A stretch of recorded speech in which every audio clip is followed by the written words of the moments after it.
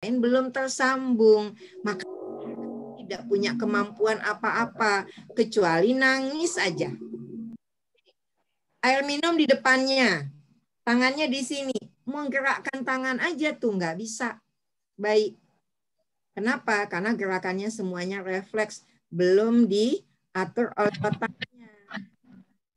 Jadi semua struktur otaknya sudah siap untuk berfungsi, tetapi kecuali otak besarnya belum. Oleh karena itulah, maka peran guru harus kita pahami dari Sista juga ngambil. Oke. Nah, otak pusat pendengarannya sudah berkembang. Makanya tadi ada pertanyaan ya dari TK Al-Qalam. Jadi kenapa tidak visual lebih dulu? Di Al-Qur'annya juga bilang pendengaran lebih dulu. Kan begitu kan kalau dibaca Al-Qur'annya. Pendengaran, penglihatan, baru penglihatan. Dan itu sejalan dengan development, brain development di sebelah itu. Di mana pendengaran itu sudah pusat pendengaran sudah berkembang. Makanya usia 0 sampai 2 tahun PAUD yang berkualitas itu tidak ngasih video, tidak ngasih visual.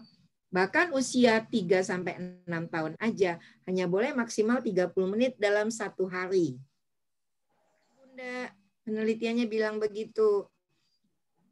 Jadi kalau saya quote-nya bilang begini, didik anak yang diciptakan Tuhan sesuai dengan pesan Sang Pencipta. Sang Penciptanya kan Tuhan. Tuhan sudah bilang, anak dengaran dulu. Maka kita stimulasi di usia 0-2 tahun itu nggak usah pakai gadget, nggak usah pakai video, nggak usah pakai TV. Pakai apa? Pakai suara, pakai stimulasi dari kan visual. Dan pertama kali adalah pendengaran. Makanya kalau bagi yang beragama Islam, azan dan iqomah dulu. Kan begitu ya, Bun? Makanya seorang ibu, sebuah PAUD yang berkualitas, guru-gurunya paham betul kalau usia bayi saya bicara terus. Kenapa? Oh, anak otak pusat pendengarannya sudah berkembang. Begitu ya. Jadi PAUD berkualitas, paham betul tahapan perkembangan anak dan paham bagaimana kemudian menjalankan tugasnya. Nah, akhirnya kita lihat nih, ini tuh ternyata luar biasa usia dini ini. 70%, 90% itu sampai 5 tahun loh. Jadi luar biasa ya perannya. Nah, yang tadinya tidak tersambung kemudian menjadi tersambung. Yang tidak disambungkan pada usia 0-2 tahun masuk ke dalam sel otak. Bisa kebayang nggak hebatnya guru-guru kita ini? Makanya saya selalu terima kasihku ku ucapkan pada guruku. Itu kan, Bun? Kenapa coba sekarang pelan-pelan Ibu sampaikan? Jadi ini waktu lahir ke dunia, otaknya udah ada semua sel otaknya. Tapi belum tersambung. Yang menyambungkan itu guru. Tuh hebatnya guru. Apalagi kalau gurunya guru usia 0 sampai 2 tahun. Itu adalah guru, mahanya guru itu. Kenapa? Karena yang tidak tersambung, yang tidak disambungkan gurunya, maka kemudian masuk ke dalam program penghapusan sel otak. Sedih nggak? Tuhan udah kasih ke kita dalam bentuk sebuah fitrah, kemudian tidak kita manfaatkan, diambil lagi oleh Tuhan. Oke, negara sekarang belum mengakui guru-guru PAUD non formal sebagai guru. Nggak apa-apa. Di dunia begitu, tetapi di akhirat ini luar biasa pahalanya. Karena itu kita kelola setiap detik. Guru ini bukan hanya guru di sekolah ya. Siapa lagi? Guru di rumah. Nah, tujuannya apa? Supaya anak-anak ini pertumbuhannya, perkembangan jasmani, perkembangan rohani. Ingat ya, bukan hanya jasmani. Jadi kalau orang cuma ingin anak-anaknya calistung aja, itu belum sampai tuh ke rohani. Tapi kita mendidik anak-anak untuk sukses kembali kepada Sang Penciptanya. Tapi kita siapkan dia untuk bagaimana nanti di SD gitu. Tetapi jangan sampai mengajarkan anak bayi berlari. Belum tahapannya begitu. Nah, untuk itu, untuk menjadi PAUD berkualitas nih, kita pahami ini dulu nih. Tujuan pendidikan. Saya ambil dari beberapa sumber. Ini bagian yang penting dari paparan saya untuk mewujudkan PAUD berkualitas. Bagi yang beragama Islam, boleh mengacu ke yang saya sampaikan di Al-Quran. Tapi tidak, saya kira senada dengan agama lainnya. Bahwa pendidikan itu menjadikan anak-anak kita pemimpin.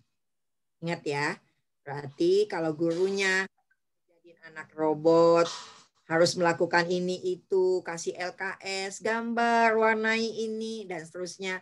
Itu apakah menjadikan anak pemimpin? Tidak. Pemimpin itu tahu nggak? Dia bisa memilih pilihan. Orang yang bisa memilih itu kalau critical thinking-nya baik, baru bisa milih. Nih, ibu-ibu kalau belanja, ini harga sekian ya, oh bisa milih nih. Nah itu kenapa? Karena bisa berpikir kritis. Berarti kita akan mendidik anak-anak kita kritis. Pemimpin itu bukan harus jadi presiden begitu. Semua kita nih pemimpin. Nah kemudian menurut Al-Quran juga bahwa tujuan pendidikan itu harus membuat anak-anak kita kemudian semuanya beribadah. Sekarang ini kita lagi ibadah ini. Kenapa? Karena semua yang diniatkan karena Allah itu jadi ibadah. Nah, berarti anak-anak tuh kita didik selalu tidak boleh tuh ada dikotomi dalam pendidikan. Kalau lagi belajar kognitif, nggak belajar agama. Kalau di PAUD nggak begitu, harus komprehensif. Sedang alhamdulillah sudah bisa menendang bola atas izin Tuhan. Oke ya. Kemudian berkarakter, berakhlakul karimah. Terus anak-anak pembawa kabar gembira. Jadi jangan jadi kalau ada orang asal datang bikin orang lain ketakutan, nah itu gagal pendidikannya. Gitu ya, Bun. Nah, tetapi dia juga berani memberikan peringatan. Makanya ahli neuroscience bilang kalau pendidikan berkualitas itu bisa bikin orang menjaga kebenaran meskipun di tengah kesulitan dia tetap gitu.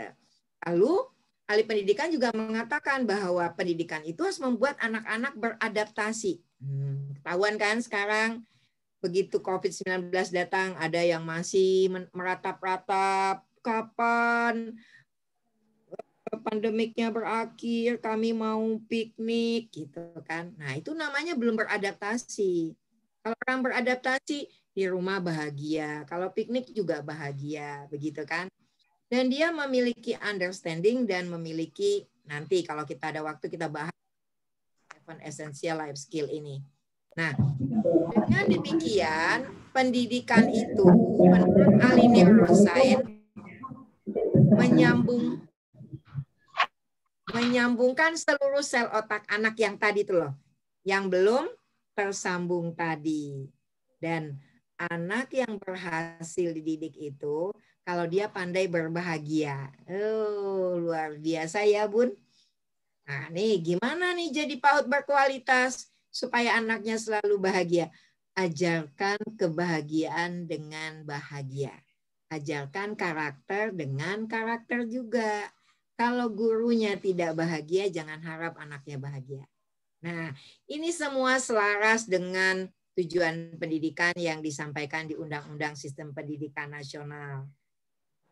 Dengan demikian, kalau kita berhasil menjadi PAUD berkualitas, bisa dilihat dari mana? Dari berat badan, tinggi badan, lingkar kepala, rambutnya, anaknya cerdas, memiliki keterampilan apa? Fokus, memiliki kontrol diri, Tahu nggak kenapa COVID bertambah terus? Karena kontrol diri manusia di Indonesia itu rendah.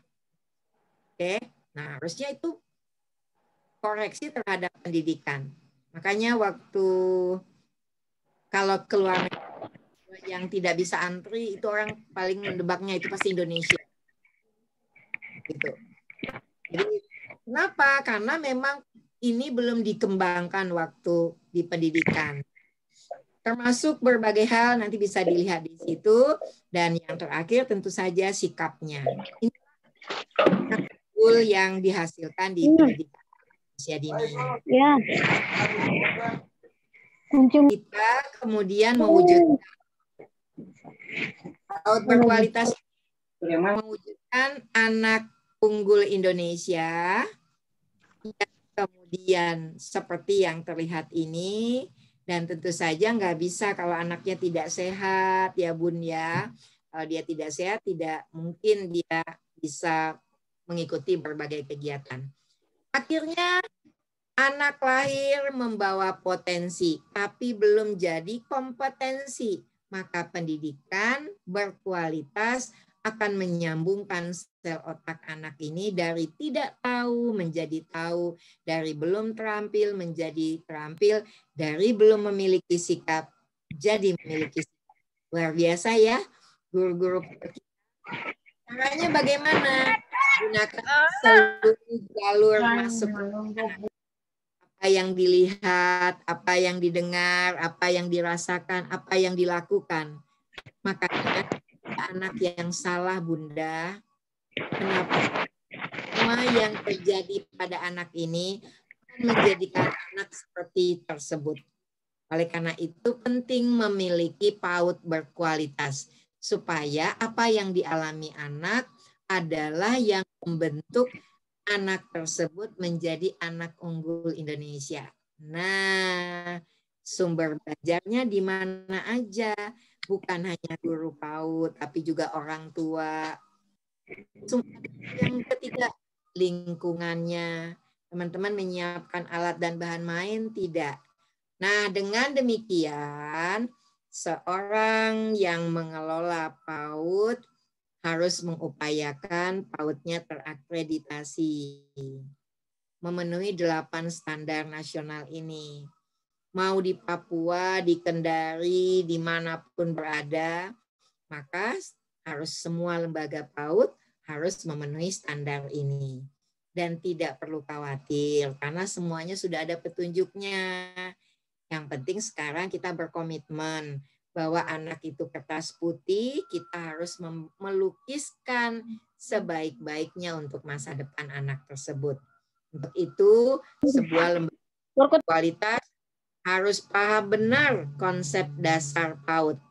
Bagaimana menyiapkan kurikulum, tadi barangkali sudah ada dibahas, bagaimana prosesnya, nanti kita bisa diskusi kalau ada waktu. Kemudian bagaimana teman-teman gurunya, senyumnya gimana, senyumnya harus simetris, selebar-lebarnya. Yang nggak bisa tersenyum, cari pekerjaan yang nggak perlu tersenyum tapi tetap benar. Contoh bikin kue.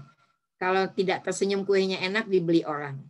Tapi Ibu bikin tape aja, kalau Ibu nggak tersenyum sering marah-marah tapenya jadi asam. Itu tape loh, apalagi anak. Jadi guru di pendidikan anak usia dini itu beda dengan profesi lainnya. Menurut saya gitu, dan ada beberapa orang juga yang menyatakan di dunia ini cuma ada 2 profesi, guru dan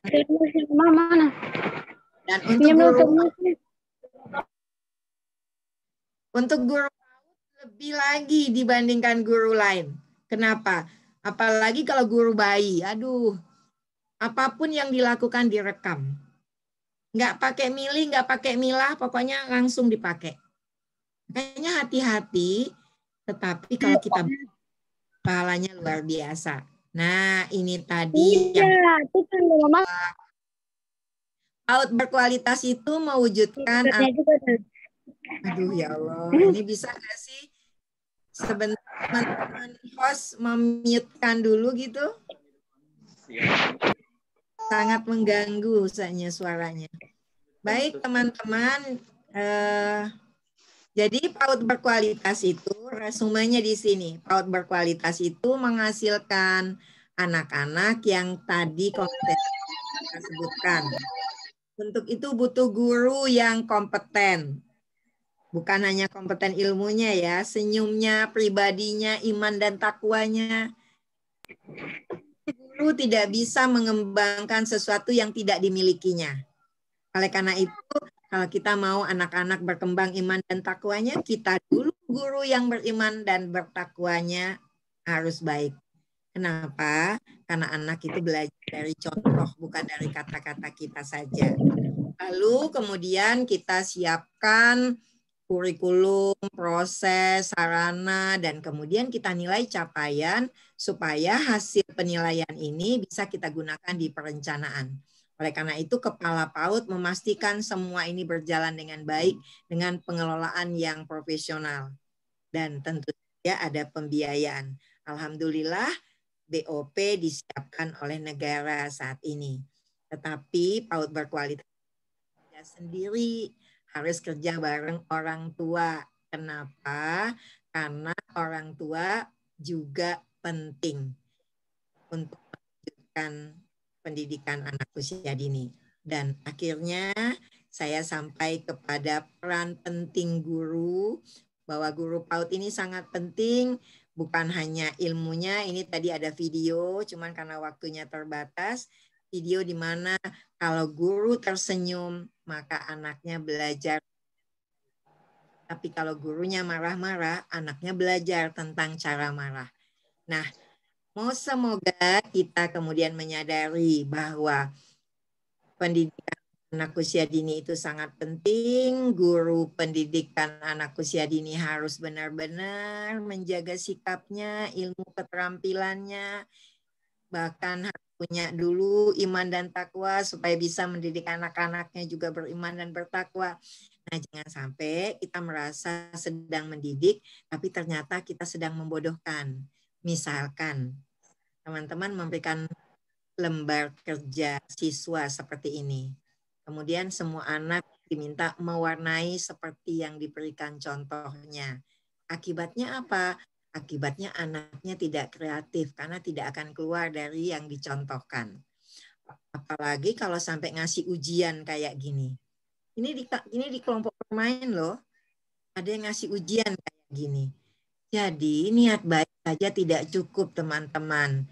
PAUD berkualitas harus belajar, terus harus berlatih, harus menjaga diri, dan kemudian disupervisi oleh kepala PAUD-nya. Nah, semoga teman-teman bisa membuat sebuah pembelajaran yang benar-benar berkualitas. Mulai dari menata lingkungannya, kemudian menginspirasi anak-anak melalui cerita dan dongeng video dalam waktu yang cukup, kemudian mendampingi anak berkomunikasi, dan teman-teman jangan lupa ya, komunikasi itu adalah hal yang sangat penting dalam menyampaikan ilmu pengetahuan dan keterampilan serta membangun sikap. Jadi belajar berkomunikasi dengan anak itu penting. Belajar kalau bicara sama anak kalimatnya lengkap. Kamu mana? Nah, gitu loh. Jadi sehingga anaknya sistematikanya berpikirnya baik. Dan kemudian teman-teman juga harus melakukan recalling ketika anak telah bermain. Dan tentu saja merdeka bermain menjadi kata kunci yang penting untuk PAUD berkualitas. Karena apa? Karena tadi sudah kita jelaskan, anak-anak harus jadi pemimpin. Kalau untuk jadi pemimpin, dia harus disiapkan pilihan banyak dan dia memilih sesuai yang dia minati. Terus dia bertanggung jawab dengan pilihan tersebut. Lalu para guru tidak hadir sebagai orator, sebagai otoriter yang menyatakan ini boleh, ini nggak boleh gitu, nggak boleh begitu. Jadi harus sesuai dengan anak. Dan teman-teman kalau bikin perencanaan di PAUD berkualitas, perencanaannya bukan bersifat fix, tetapi bersifat hipotetis. Disiapkan, tetapi kalau anaknya memilih yang lain, Tidak harus memaksakan yang di perencanaan itu. Nah, dan yang menjadi penting lagi, semua kegiatan harus dirasakan anak sebagai sebuah kegiatan bermain. Jadi PAUD berkualitas menyelenggarakan pembelajaran dengan menyiapkan alat lain yang mendorong sensori motor, mendorong peran, mendorong permainan pembangunan. Banyak guru yang kemudian merasa atau orang tua merasa permainan ini biasa-biasa aja, di mana anak-anak bikin mobil, bikin rel kereta api dari ranting, menuliskan stasiun di kerudung bekas yang di belakang. Banyak orang tua dan guru, bahkan guru yang kemudian tidak bisa melihat di sini ada proses kognitif, di sini ada proses sosial emosional, di sini ada proses fisik, di sini ada proses terjadi. Dan ketika gurunya datang untuk menguatkan iman dan takwa, di sini juga terjadi proses pengembangan nilai agama dan moral. Dan kalau prosesnya begini, akan bahagia. Oleh karena itu, maka menjadi penting bagi lembaga PAUD berkualitas untuk menyelenggarakan PAUD sesuai dengan prinsip pendidikan anak usia dini dan tidak melupakan kerjasama dengan orang tua. Akhirnya bagaimana kita menggerakkan PAUD berkualitas? Dengan menggerakkan lembaga PAUD melakukan evaluasi diri. Jadi lembaga PAUD tersebut mengevaluasi seluruh hal di sekolahnya, di lembaga PAUD-nya. Apakah para pendidik dan tenaga kependidikannya sudah kompeten, kurikulumnya, prosesnya, dan standar sudah tepat, sarananya sudah aman dan bermakna edukatif bagi anak. Kemudian paling baik ini masuk ke dalam data sistem di Dinas Pendidikan atau di BP PAUD Dikmas. Lalu kemudian Dinas Pendidikannya memberikan saran bagaimana memperbaiki diri, memfasilitasi lembaga PAUD memperbaiki diri, dan kemudian ke PAUD-nya memperbaiki diri. Dan di dalam di sini ada evaluasi diri guru. Guru jadi punya evaluasi diri juga. Apakah dia kalau ketemu anak tersenyum? Apakah dia sering menyentuh anak? Oke, kalau sekarang COVID, beda cara sentuhannya. Apakah dia sudah menata alat dan bahan main? Apakah dia sudah berkomunikasi, komunikasi efektif yang membuat anak tambah cerdas? Gitu ya, Bun? Kok bisa ada komunikasi yang tidak membuat anak tidak cerdas? Ada. Kalau teman-teman kasih buah manggis, gambar buah manggis, kemudian teman-teman gambar ya manggisnya seperti contoh ini. Daunnya warna hijau, nggak boleh ya warna merah. Buahnya warna coklat, nggak boleh ya warna putih. Nah, itu komunikasi yang membuat anak-anak tidak kreatif. Tapi coba saya bercerita tentang manggis, kasih kertas putih sama anak-anak, kasih krayon, kasih pensil warna, dan berbagai hal. Anak-anak kemudian menuangkan manggis ke dalam hasil karyanya. Jadi guru menjadi bagian yang penting. Evaluasi diri Pak Satuan PAUD, evaluasi diri guru, itu yang di dalam gerakan PAUD berkualitas. Dan untuk itu harus banyak orang yang siap jadi pemimpin untuk kemudian menggerakkan ini. Dan inilah slide terakhirnya bahwa apakah yang dimaksud dengan PAUD berkualitas adalah memobilisasi seluruh stakeholder dalam rangka percepatan pelaksanaan dan perluasan PAUD berkualitas untuk semua anak usia dini. Siapa aja stakeholdernya? Dinas Pendidikan, pasti itu mah. Bunda PAUD wajib, tim PAUDI, IGTKI, IGRA harus, universitas harus bantu. Hanya itu enggak. Organisasi, kemudian dinas terkait lainnya, ikut semua di situ. Oke, nanti teman-teman bisa baca juga PAUD HI ya. Nah, kemudian apa yang kemudian yang dimaksud dengan PAUD berkualitas? Tadi sudah banyak dijelaskan. Mengapa ini penting? Karena teman-teman sudah tahu bahwa setiap anak lahir dengan seluruh sel otaknya, tetapi membutuhkan PAUD berkualitas untuk menyambungkan sel otak ini. Jadi penting sekali. Siapa yang terlibat? Pendidik, tenaga kependidikan, keluarga, Bunda PAUD, Ormit, pemerintah, tokoh agama, tokoh masyarakat. Jadi nggak bisa hanya lembaga PAUD ya. Nah, kapan dan di mana? Ya harus disiapkan terencana. Dan bagi anak, setiap detik adalah waktu belajar, setiap tempat-tempat belajar, dan siapapun yang di dekat anak bisa jadi guru anak. Makanya hati-hati. Apapun yang kita lakukan bisa dicontoh anak. Bagaimana cara melakukan gerakan berkualitas? Bikin pendataan dulu. Pertama, data anak. Kemudian kedua, dilihat apakah ada anak yang belum masuk PAUD. Yang ketiga, diusahakan anak yang belum ikut PAUD, dia mendapat layanan PAUD. Yang sudah berdiri PAUD-nya, diupayakan berkualitas. Oleh karena itu, perlu ada penilik dan pengawas yang datang dengan cinta untuk mengawas, tetapi bukan membinasakan, tapi membina supaya mereka jadi bisa berkualitas. Nah, untuk itu kita perlu duduk bareng-bareng, buat rencana aksinya, kita berbagi tugas dan peran. Siapa yang bertugas A, B, C, dan seterusnya. Paling bagus, minta salah satu pimpinan untuk menetapkan gerakan ini sehingga menjadi gerakan masyarakat, bukan gerakan pemerintah. Jadi kalau ada anak umur 3 tahun, 4 tahun, kemudian di jam-jam sekolah, kemudian tidak main-main, tidak belajar, maksudnya belajar di sini, belajarnya pasti dengan cara bermain ya Bun, maka kita semua mengingatkan orang tuanya. Kenapa anaknya nggak dimasukin PAUD? Nah, jadi gerakannya adalah gerakan Satu Sulawesi Tenggara.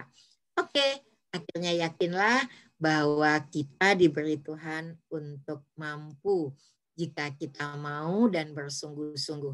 Akhirnya, mentari bersinar di pagi hari, cahaya menembus cakrawala. Materi di sini, kalau masih ada waktu, kita lanjutkan dengan diskusi ya. Saya Bunda Neti, terima kasih. Waalaikumsalam Bunda. Terima kasih materinya. Terima kasih atas materinya Bunda. Terima kasih Bunda. Terima kasih Bunda. Mudah-mudahan bermanfaat. Sangat bermanfaat. Terima kasih Bunda. Terima kasih Bunda atas materinya. Terima kasih Bunda. Terima kasih Bunda atas materinya. Luar biasa materinya Bunda Neti. Terima kasih Bunda ilmunya. Materinya. Biasa Bun. Terima kasih sama-sama. Bagaimana sudah semua? Bagaimana Pak Moderator, Pak Syufin, silakan. Terima kasih Bunda materinya, kami dari Bali. Bunda. Oh, luar biasa, ini katanya dari Sabang sampai Merauke. Bahkan sampai dari Sulawesi Kota Bau. Kami dari Bengkulu Bunda. Terima kasih. Oke, sekarang Terima boleh kasih, nggak Bunda. nulisnya di ruang chat Zoom kalau ingin menyapa Bundo, jadi Bundo malah tahu yang siapa yang menyapa begitu. Boleh silakan menulis di chat Zoom kalau ingin menyapa Bundo atau memberikan testimoni atau pertanyaan. Silakan di ruang chat Zoom saja. Silakan. Ambil alih Bundo. Ya, saya ambil alih, begitu banyak yang chat tadi, waduh. Ada yang mengatakan bahwa waduh materinya sangat luar biasa. Ada berapa bentar. Aduh, saya sampai termenung ini. Tercengang saya ini. Sudah 3 kali tercengang Bunda. dari pemateri pertama, kedua, dan Ya, ketiga. luar biasa, benar. Biasa Profesor Nadiro. sekali informasi, kemudian pelajaran yang bisa kami tangkap pada hari ini. Wah, inilah salah satu manfaat daripada COVID-19. Nilai positifnya artinya bisa transfer ilmu walaupun melalui media melalui media daring. Aduh,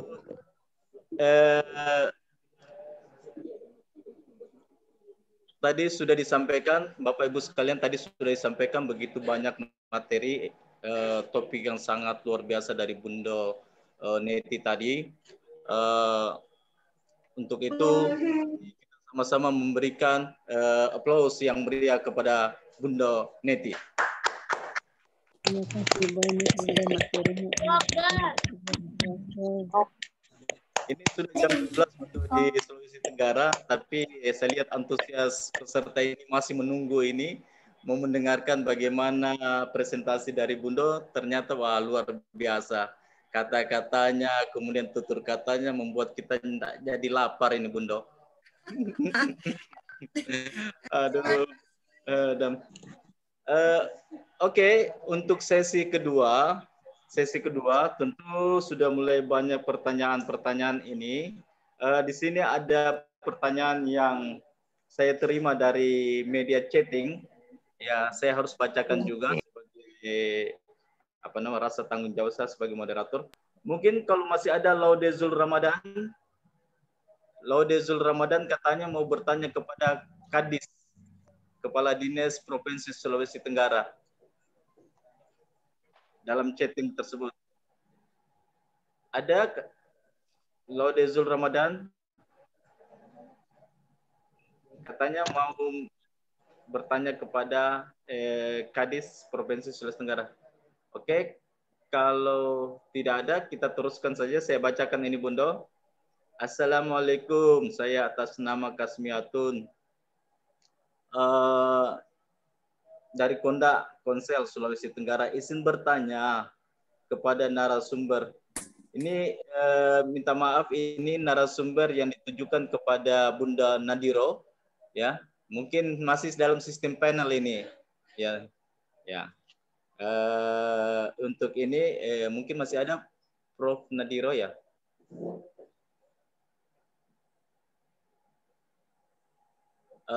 Mungkin bisa juga dijawab oleh, kayaknya ada keterkaitan dengan topik yang disampaikan oleh Prof Neti tadi ini.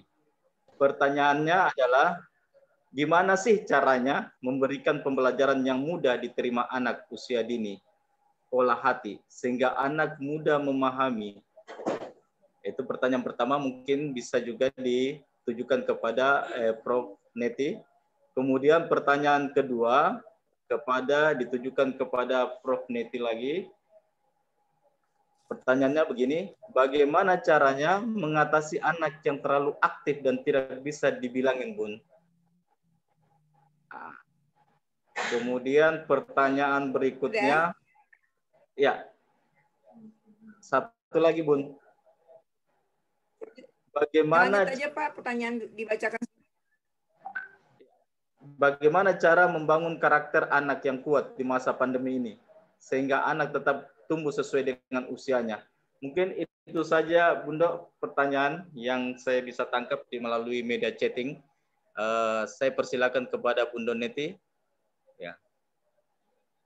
Oke, baiklah. Jadi pertanyaan ini semua dapat dijawab kalau teman-teman memahami dulu tahapan perkembangan anak. Jadi apa yang ingin kita harapkan terjadi pada anak itu memang sesuai dengan tahapannya. Itu mau karakter, mau mengolah hati atau apapun, itu akan mengacu kepada tahapan perkembangan. Beberapa kelemahan itu karena orang tua tidak memahami tahapan perkembangan sehingga menuntut anak lebih besar dari tahapan itu. Jadi caranya adalah ibu bapak harus paham betul tahapan perkembangan ini. Jadi Misalkan begini, misalkan ya, ini paling inilah ya, paling ekstrim contohnya. Anaknya masih bayi, teman-teman pengen anaknya kemudian bisa lari. Nah, itu kan nggak di tahapannya gitu. Oleh karena itu, memahami tahapan perkembangan membantu kita menyiapkan pembelajaran yang tepat seperti yang Ibu Bapak sampaikan tadi. Itu yang pertama. Dicari itu tahapan perkembangannya. Sebagai pengalaman untuk diri saya sendiri, saya punya anak usia 13 tahun. Dan kemudian, ini contoh ya Bun ya, contoh nyata. Saya biasanya usia 0-6 tahun terus pegangannya. Jadi saya punya anak usia 13 tahun. Udah tahu nggak laki-laki? Pokoknya kalau ngomong pendek-pendek aja, singkat-singkat aja jawabnya. Terus kalau dikasih membantah. Terus cenderung kalau ngomong tuh nyakitin. Setelah saya cek tahapan perkembangan usia ini, itu memang seperti itu ternyata anak-anak usia 13 tahun. Nah, saya jadi memang begini ya anak usia ini. Tinggal disiapkan programnya. Sama seperti teman-teman pegang anak usia 3 tahun. Anaknya ngamuk-ngamuk. Kita nyebutnya tantrum. Tahapannya anak itu ngamuk di usia itu. Kenapa? Karena waktu bayi, semua hal itu ada di kepalanya. Udah tersimpan. Tapi begitu dia ingin menyampaikan, itu nggak langsung connect gitu antara yang dipikiran dengan yang disampaikan. Ngamuk itu adalah ketika kita tidak bisa menyampaikan pikiran kita melalui kata-kata, kita menyampaikannya melalui amukan.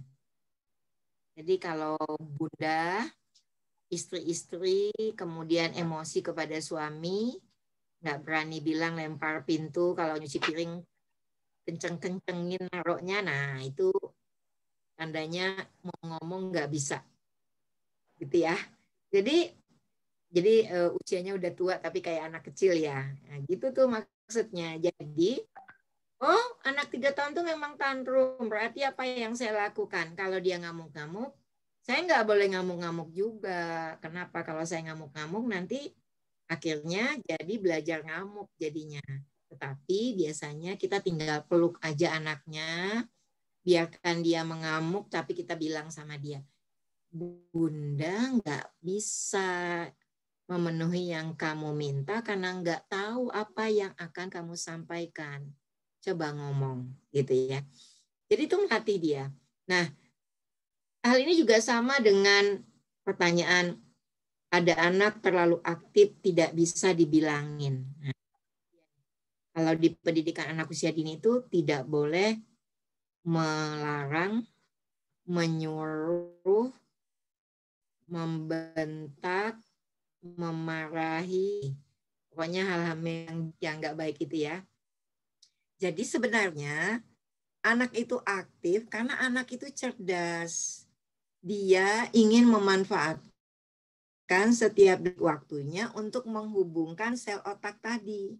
Jadi melalui gerakan otot, otaknya jadi cerdas. Terus kita bilang suruh diam, itu menghentikan sesuatu yang sudah baik dilakukan anak, aktif. Tapi aktifnya ini Bun. Nah, kalau begitu kita sediakan sebuah alat dan bahan yang membuat aktivitasnya tersalur ke yang positif tadi. Oh, dia misalnya suka apa, kita siapkan. Dia misalnya alat dan bahan mainnya kita kasih beragam. Nah, jadi kalau ngelihat anak aktif, tanda petik ya aktifnya, harusnya guru dan orang tua, alhamdulillah, anakku cerdas. Kalau anak diam, manis, duduk gitu, jangan-jangan dia itu sebenarnya ada kelainan. Seperti kejadian seorang anak di Sidoarjo, dikasih pembantunya obat tidur gitu. Jadi kalau anaknya ibunya datang duduk manis, diam gitu. Oke? Nggak apa-apa anak aktif. terus nggak mau dibilangin. Nggak mau dibilangin itu bukan dia nggak mau, dia belum tahu. Ada ya satu buku mengatakan untuk memasukkan satu hal aja butuh 300 kali dimasukkan ke dalam otak anak. Kenapa? Itu masih kosong. Misalkan anak naik ke atas meja, nggak usah dimarahi. Dia nggak ngerti. Dia hanya merasa meja itu untuk panggung dia, seperti dia lihat panggung idol itu, gitu kan? Maka di kepalanya itu. Nah, ibu-ibu langsung marah, bapak-bapak langsung marah. Padahal kemudian susah banget sih dibilangin. Itu susah karena dia belum paham. Coba kita kemudian bilang sama dia, meja bukan untuk dijadikan tempat berdiri. Meja adalah untuk tempat makanan. Kita kalau mau, ya seperti itu misalkan. Jadi kembali lagi dengan paparan Bundo tadi bahwa ketika anak lahir ke dunia, sel otaknya sudah terbentuk tapi belum tersambungkan. Berarti kalau dia nggak mau dibilangin, ininya tuh belum tersambung pengertiannya. Makanya tadi pendidikan itu adalah untuk mengembangkan understanding, gitu tadi ya penjelasannya. Jadi dia belum paham. Oleh karena itu, tugas kita lah menjelaskan kepada dia segala sesuatu. Makanya menjadi bagian yang penting kalau mau ngajak anak bertamu ke rumah orang lain. Nah, ini perlu saya sampaikan. Kalau ngajak anak bertamu ke rumah orang lain, kita harus punya perjanjian dengan anaknya. Nih, waktu Bundo dulu. Di rumah itu, Dek, ada keramiknya banyak. Di setiap ruangan tuh ada keramik. Kalau adik bergerak sedikit aja, keramiknya pecah. Dan itu bikin yang punya rumah bisa nangis. Terus adik maunya sekarang ikut Bundo. Boleh. Tapi bagaimana caranya ya supaya nanti aman keramiknya? Dan dia bilang, enggak, saya duduk aja kok, Bun. Oke. Nanti kalau nanti sudah sekian menit udah pengen main, apa yang dilakukan? Aku keluar nanti ke halamannya. Gitu, Bun. Jadi tidak perlu mencegah anak untuk tidak aktif. Dengan mencegah tidak aktif, teman-teman mencegah anak menjadi cerdas. Tidak perlu memaksakan untuk dibilangin kalau dia memang tahapannya memang belum pas. Karena itulah kita, orang tua dan guru, hadir untuk menjelaskan seluruh yang dia butuhkan dalam hidupnya. Demikian, terima kasih. Sama-sama. Sama-sama, Bunda. Iya. Luar biasa, Bunda. Semakin yakin saya. Ternyata antusias peserta ini menghadiri seminar ini ternyata betul karena pematerinya, narasumbernya sangat luar biasa sekali. Ya, mereka hadir ini karena moderatornya. Sangat luar biasa memberikan inspirasi kepada kita semua. Ini saya lihat masih ada yang mau bertanya, ya mungkin karena sangat curiosity-nya sangat biasa, ya. Mungkin saya karena waktu kita, jadi saya hanya memberikan satu penanya saja. Yaitu saya yang raise hand ini yaitu Tresna. Mungkin Tresna, ya. Saya minta maaf yang lainnya, saya lihat banyak penanya ini, tetapi karena kita dibatasi oleh waktu, jadi saya berikan kesempatan penanya terakhir, itu Tresna mana? Ya, tolong di. Banyak yang bertanya nih, Bundo. Ya, siap. Ya, tapi Tresna ada ya? Kalau tidak ada, kami persilakan. Kalau tidak ada, kita akan makan siang lagi. Alfata ya, Alfata silakan. Alfata ya sudah siap kayaknya dari tadi ini, angkat tangannya saya lihat dia. Ya, silakan Alfata. Sebutkan nama dan asal dan profesi. Suaranya? Iya, Bun, suaranya ya, waalaikumsalam. Waalaikumsalam. Wabarakatuh. Suaranya, Bu? Ayo Bunda? Bun, udah tuh, udah itu Bun.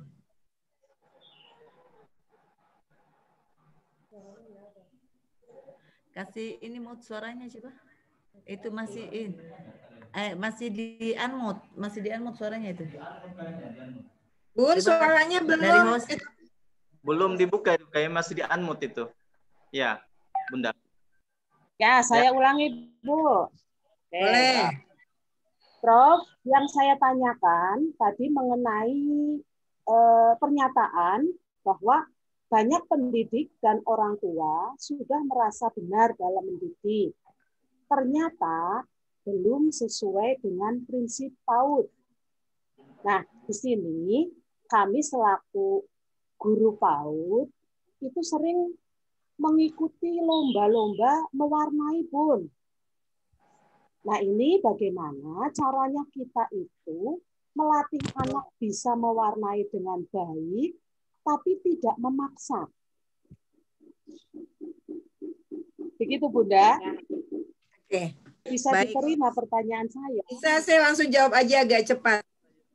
Bun, boleh. Lihat tahapan perkembangan bahwa anak bisa menerima kekalahan itu usia 11 tahun.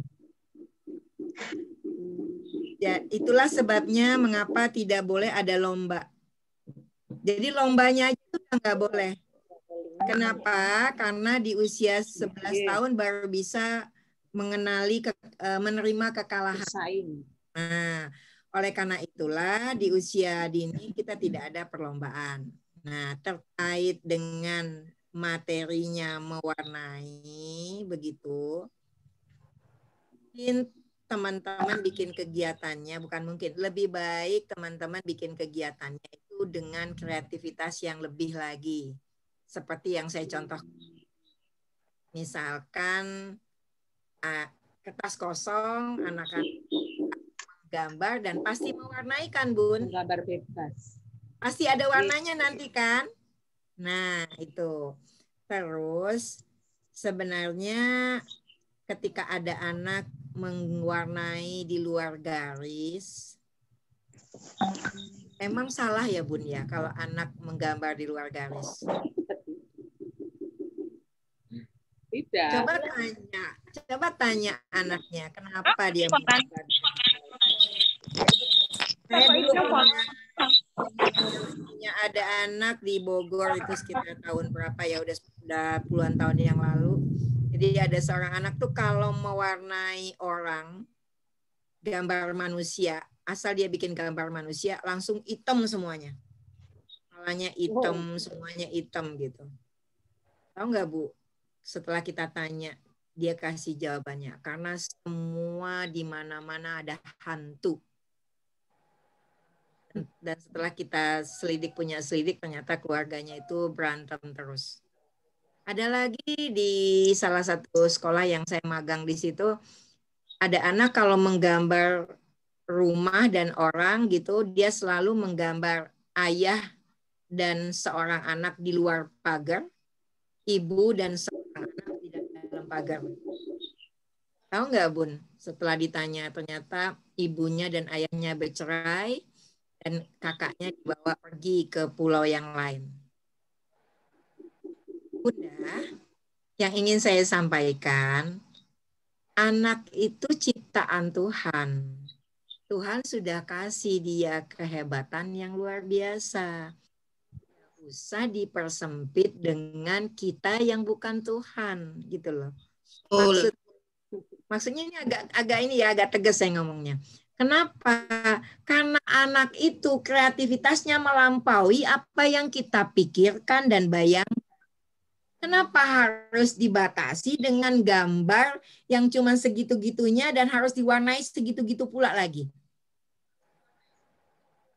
Anak itu bisa bikin yang luar biasa, Bud. Saya punya videonya macam-macam.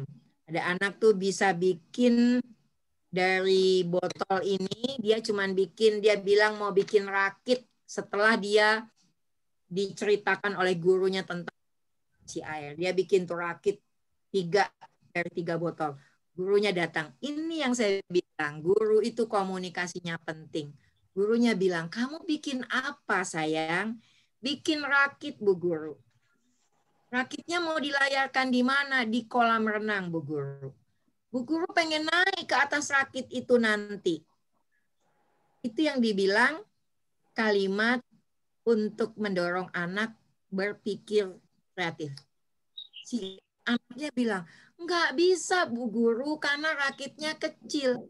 Tapi kalau Ibu Guru mau naik sama kawan-kawan gimana? Anaknya diem. Bikin lebih besar Bu Guru. Oke, silakan. Jadi loh Bu rakitnya. Oke. Ibu bisa bayangkan bahwa anak itu bisa memiliki 100 ide, bahkan ribuan ide. Kalau gurunya bisa bercerita di awal. Kayak tadi, gambar rumahnya gitu-gitu doang kan. Dari Sabang sampai Merauke nih saya bisa pastikan nih. Modelnya kayak gambar yang saya kasih tadi. Tapi kalau saya mulai dengan bercerita. Oh enggak, nih. Kalau saya nih, maaf ya tadi kan saya kasih contoh sengaja. Nih. Sama semua dari Sabang sampai Merauke gambarnya akan rumahnya seperti ini, warnanya seperti ini. Tapi sekarang coba saya bercerita ke anak. Pada saat pijakan sebelum bermain. Kita hari ini temanya tentang rumah. Siapa yang sudah pernah lihat rumahnya orang Eskimo di kutub yang es semua? Oh, apa coba kira-kira yang ada di kepalanya? Baru anaknya mau berpikir, atau siapa yang sudah pernah lihat rumah orang Papua? Ayo. Begitu saya kemudian bukakan, ini loh rumahnya orang Eskimo. Ini loh rumahnya orang Papua. Coba, kenapa ya rumahnya beda-beda ya? Critical thinkingnya main. Terus setelah selesai saya cerita, ayo sekarang gambar rumah yang paling menarik buat kamu. Saya tanya, Bu, rumahnya sama nggak? Setiap anak. Sama nggak setiap anak rumahnya nanti? Gambarnya sama nggak? Dipastikan sama. tidak. Tidak sama. Dipastikan tidak akan sama. Bun, mari lihat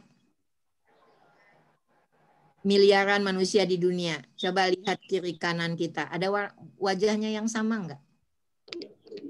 Ada yang sama. Bahkan yang kembar aja masih ada bedanya. Itu tandanya setiap kita punya tugas masing-masing di dunia. Oleh karena itu jangan mereka dengan harus menyamakan kreativitas mereka. Nanti dia akan jadi orang yang sekolahnya sudah sampai S1, tidak diterima di PNS, masih nunggu PNS tahun ke-1, tahun ke-2, tahun ke-4, pengen menikah, sama mertuanya. Nggak ada kreativitasnya sama sekali untuk mencari kehidupannya. Bunda, ini bagian yang penting yang perlu diingat. Jangan sampai kita merasa mendidik anak-anak dengan baik, pada saat yang sama kita sedang fitrah yang Tuhan berikan kepada anak kita. Ikro anaknya dari cara apa? Baca dari gambarnya, baca dari karyanya, lalu ajak dia bicara dari karyanya. Pasti setiap anak berbeda. Itu ya, Bun? Ya, Bun. Terima kasih, Bunda. Kita sudah harus berakhir nih, Pak Syafyudin. Ya, terima kasih Bunda tadi atas paparannya. Wah, luar biasa sekali Bunda ya. Waktu kami ini tidak terasa ini kalau Bunda bicara ini. Saya lihat semakin banyak juga yang meng-raise hand ini Bunda. Tapi saya minta maaf kepada seluruh peserta ya karena saya tahu bahwa kalian sangat Luar biasa Bu Neti, subhanallah. banyak Terima terus. kasih ilmunya, ya Allah. Plak, Bu. Mudah-mudahan bermanfaat ya. Jangan lupa kalau Sangat Bunda, sangat luar biasa. ya, pesan terakhirnya sebelum saya pergi, Ya. boleh pesan terakhir sebelum pergi. Mungkin saya berikan kepada Prof. Neti untuk memberikan closing statement ya. Anak manusia ciptaan Tuhan.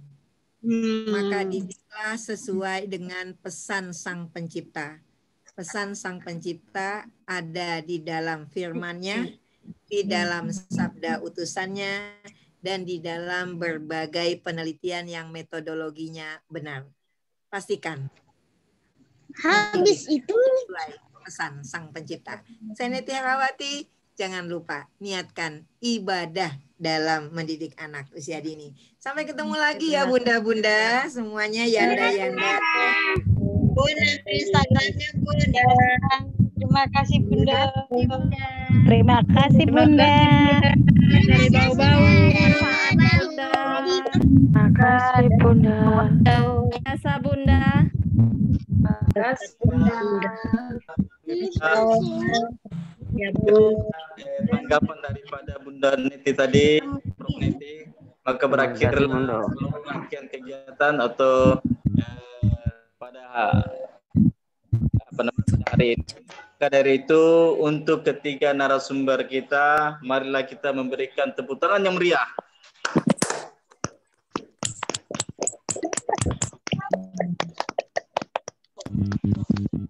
Oke. Ini saya buka dengan pantun, maka saya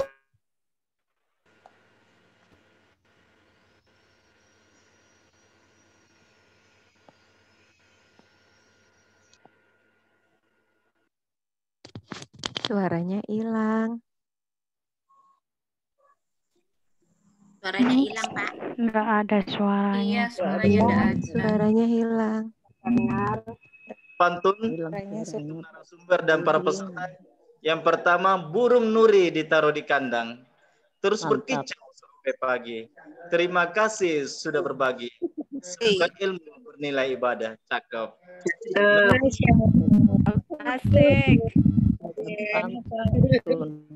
Mantap pantungnya, Pak. Cakep, Pak. Mantap pantunnya, Pak. Berkati. Sip. Bunga mawar, bunga melati, indah dipasang di pagi hari. Wah, hei. Itu panggilan. Terima kasih. Mantap pantunnya, Pak. Assalamualaikum Oke banget. Waalaikumsalam warahmatullahi wabarakatuh. Terima kasih, Bapak. Wabarakatuh.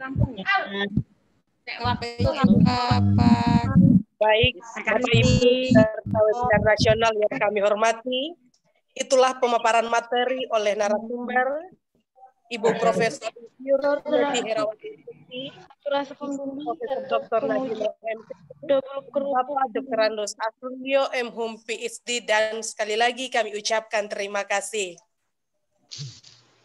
Selanjutnya penutupan oleh Wakil Dekan Bidang Kemahasiswaan dan Alumni. Untuk itu kepada Bapak Dr. Mustamin Anggo MSI dengan hormat kami persilakan. Ya, terima kasih. Bismillahirrahmanirrahim. Assalamualaikum warahmatullahi wabarakatuh. Waalaikumsalam warahmatullahi wabarakatuh. Waalaikumsalam warahmatullahi wabarakatuh. Warahmatullahi wabarakatuh. Waalaikumsalam warahmatullahi wabarakatuh. Waalaikumsalam warahmatullahi wabarakatuh. Waalaikumsalam warahmatullahi wabarakatuh. Ya. Alhamdulillah Rabbil Alamin, kita bersyukur kepada Allah Subhanahu wa taala. Webinar kita akhirnya kita bisa tuntaskan. Saya sangat memahami Bapak Ibu peserta webinar masih banyak belum puas dengan waktu pertemuan kita ini. Tentu ini semua adalah hal yang positif bagi kita bahwa kita terus-menerus merasa dahaga, merasa kehausan dengan ilmu pengetahuan, terutama terkait dengan tugas kita masing-masing. Saya sebagai Wakil Dekan Bidang Kemahasiswaan dan Alumni menyampaikan terima kasih kepada Bapak Ibu narasumber yang sudah memberikan banyak sekali bekal pengetahuan kepada kita semua, kepada para peserta. Ini mah nggak ada 8 standar ASAN ya? Dan kepada Bapak Ibu peserta, saya juga menyampaikan selamat dan terima kasih atas partisipasinya. Sampai dengan terakhir ini masih ada 600 peserta. Ini adalah sungguh luar biasa. Ini artinya bahwa daya tarik dari webinar kita begitu tinggi, sehingga para peserta tidak mau kehilangan momentum untuk mendapatkan manfaat dari webinar kita hari ini. Sekali lagi terima kasih kepada Bapak Ibu narasumber, kepada Bapak Ibu peserta saya juga menyampaikan terima kasih. Semoga kita dapat manfaat yang optimal dari kita hari ini. Mewakili Dekan FKIP, saya juga menyampaikan salam dari beliau, ucapan terima kasih. Semoga jumpa kita ini akan bisa berlanjut pada jumpa yang lain dalam bentuk yang berbeda barangkali dari jumpa kita sekarang ini. Saya kira demikian apa yang saya bisa sampaikan. Mari kita tutup webinar kita hari ini dengan sama-sama mengucap hamdalah. Alhamdulillahirobbilalamin. Terima kasih. Assalamualaikum.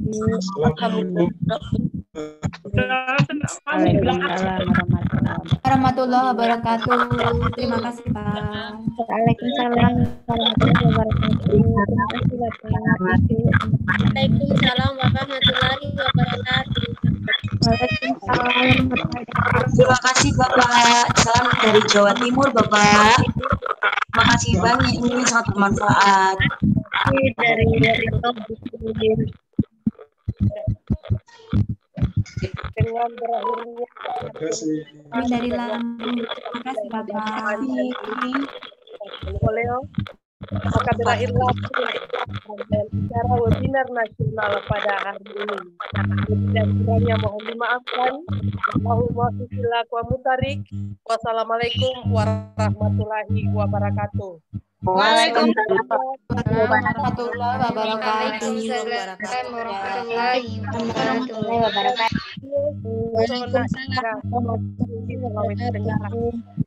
Alhamdulillah Mohon maaf tidak keluar dulu.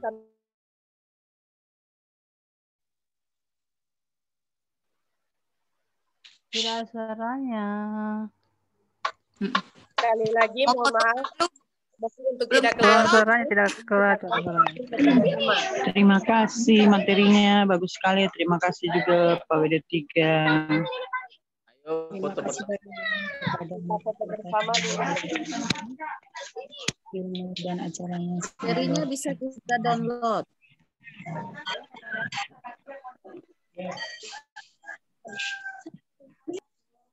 Oke.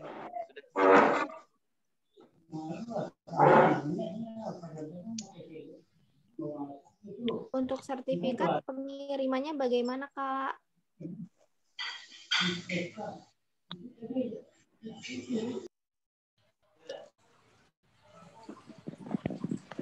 Apakah sudah boleh? Ya.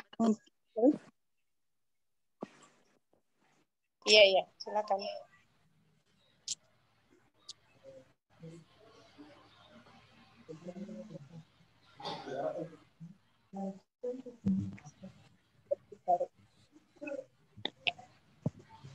Jangan sampai data berakan.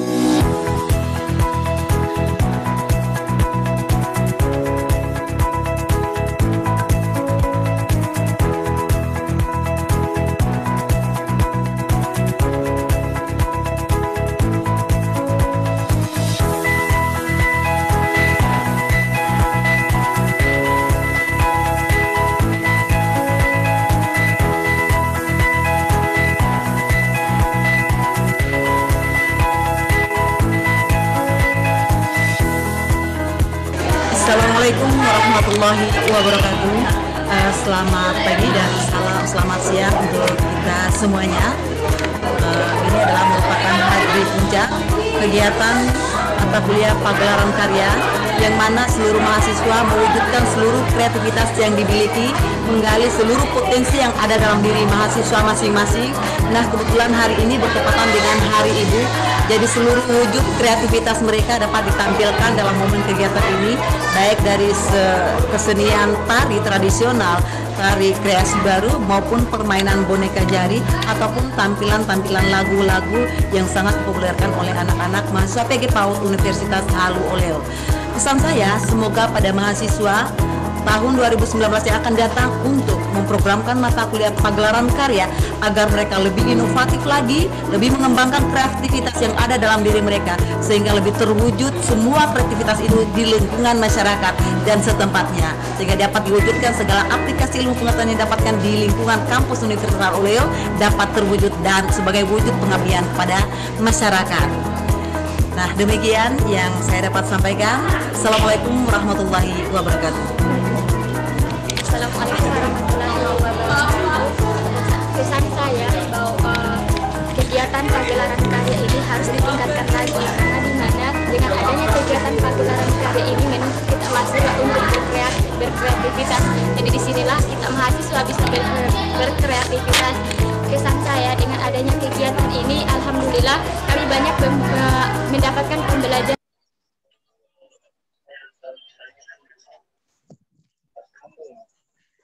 Harapan saya ke depannya lebih mengenalkan lagi bahwa jurusan pendidikan guru, pendidikan anak usia dini itu luar biasa, punya kreativitas mahasiswanya itu luar biasa.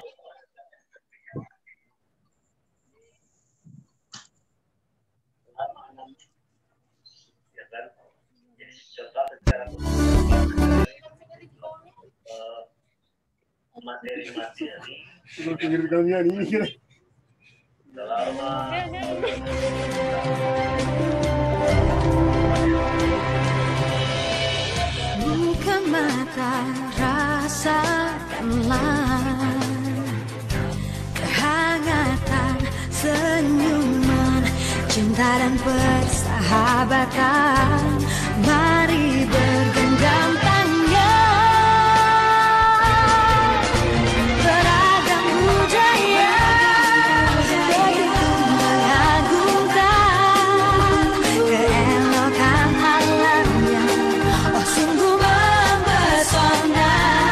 Indahnya negeriku, ku cinta, aku terpana pesona Indonesia.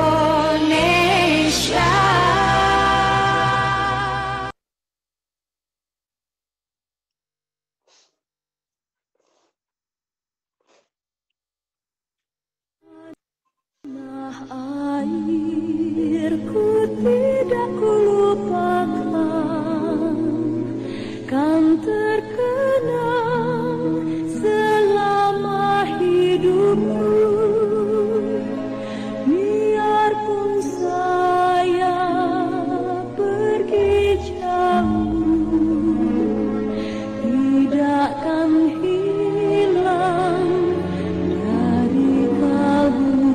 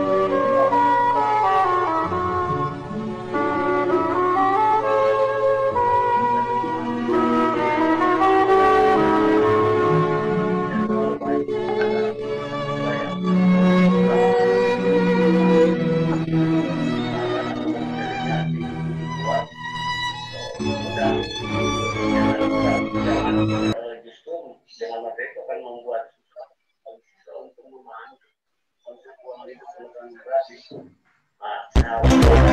Seharusnya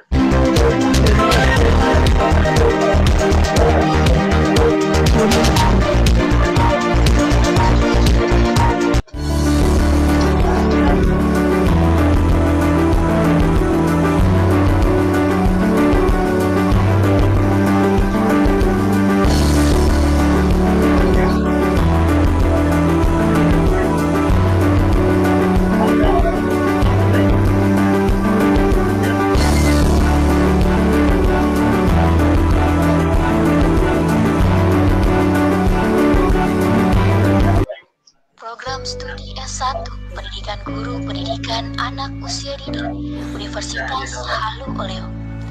Visi menjadi program studi yang bermutu dengan layanan prima menghasilkan sarjana pendidikan bidang pendidikan anak usia dini yang cerdas, komprehensif, berkarakter, kompetitif, dan berwawasan global pada tahun 2023.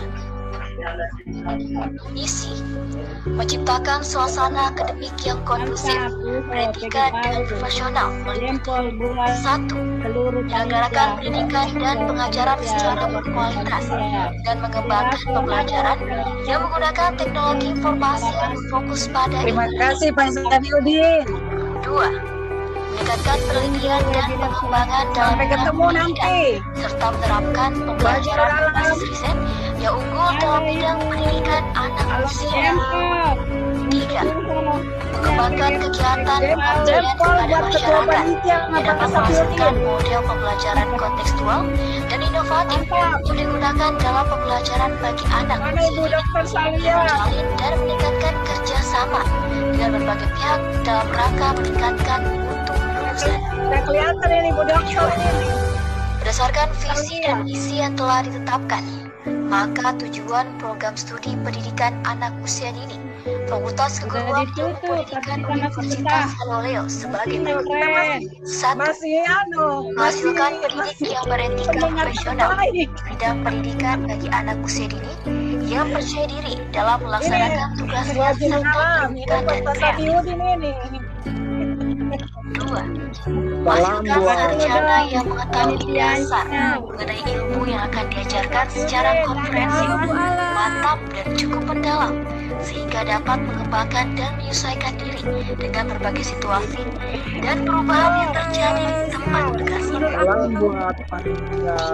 Menghasilkan pendidik yang memiliki wawasan yang luas tentang dunia pendidikan serta memiliki kemampuan dan kemampuan yang memadai dalam merancang, melaksanakan, dan mengelola kegiatan pembelajaran untuk anak usia dini. 4. Menghasilkan pendidik bagi anak usia dini yang mampu menanamkan nilai-nilai kejujuran dalam setiap gerak langkah dalam menyelenggarakan pendidikan bagi anak usia dini, disertai sifat-sifat kejujuran dalam melakukan analisis kegiatan pengembangan dan kegiatan evaluasi pembelajaran. 5. Menghasilkan sarjana yang mampu menjalin kerjasama dengan berbagai pihak dalam rangka penguatan dan pengembangan keilmuan, pengembangan diri, dan menghasilkan karya penelitian yang inovatif. 6. Menghasilkan sarjana pendidikan yang mampu mengembangkan diri, berwawasan global, dan memiliki sikap adaptif dan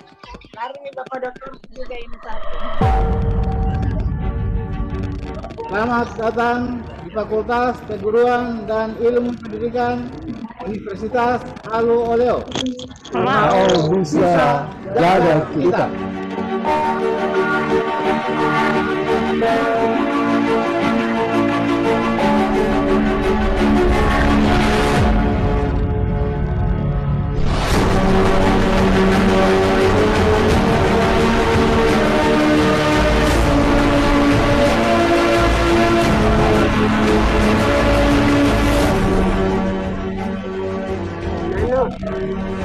Fakultas Keguruan dan Ilmu Pendidikan Universitas Halu Oleo menyediakan 17 jurusan dan 1 program profesi.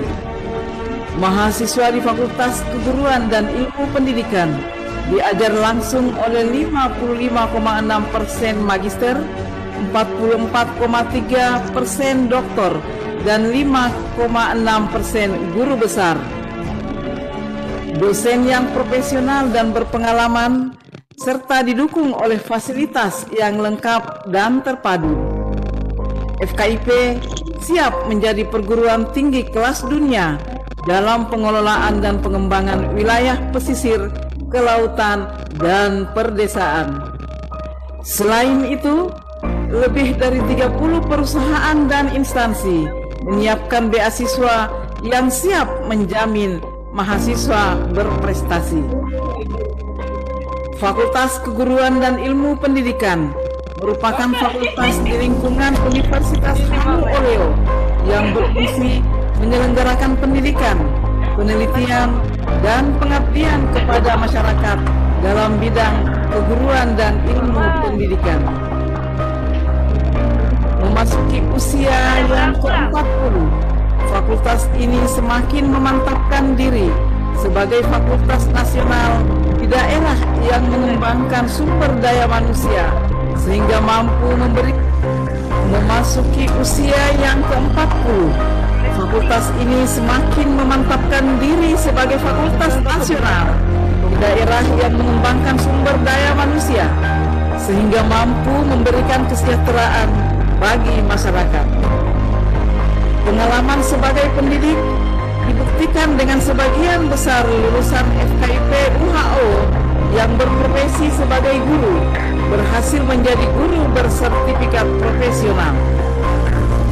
Fakultas Keguruan dan Ilmu Pendidikan juga dipercaya sebagai pembina standar profesi guru melalui program PLPG atau Pendidikan dan Latihan Profesi Guru, PPG atau Pendidikan Profesi Guru, PKS atau Penguatan Kepala Sekolah, S1 KKG, Peningkatan Profesi Pembelajaran melalui Lesson Study, Penyelarasan Kurikulum Berbasis Kerangka Kualifikasi Nasional Indonesia atau KKNI.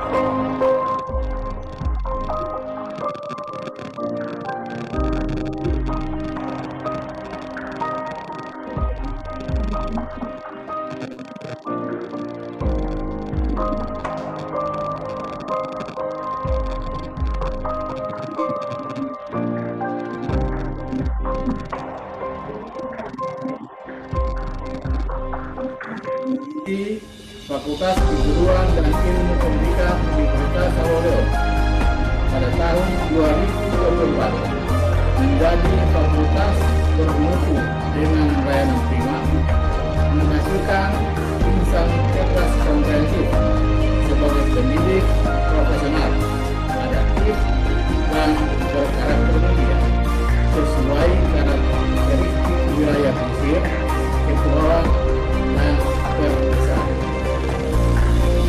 Sejarah Fakultas Keguruan dan Ilmu Pendidikan Universitas Halu Oleo tidak dapat dipisahkan dari sejarah Universitas Halu Oleo atau UNHOL.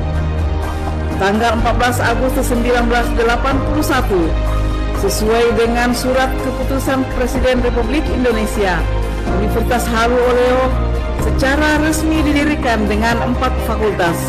Salah satu di antaranya adalah Fakultas Keguruan dan Ilmu Pendidikan. Perkembangan kapasitas FKIP UHO sebagai Fakultas Keguruan dan Ilmu Pendidikan membuka peluang kerjasama akademik dengan beberapa universitas partner, di antaranya Pangasinan State University, Filipina, dalam rangka Student Exchange sebagai pengiriman mahasiswa untuk program kredit transfer. Kerjasama dengan Singapura dan Thailand dalam rangka memfasilitasi program pengalaman mahasiswa kelas internasional di Fakultas Keguruan dan Ilmu Pendidikan. Kerjasama dengan Dinas Pendidikan dan sekolah-sekolah di Sulawesi Tenggara, lembaga pemerintahan seperti Dinas Perhubungan, Dinas Pertanian, dan Badan Meteorologi, Klimatologi, dan Geofisika.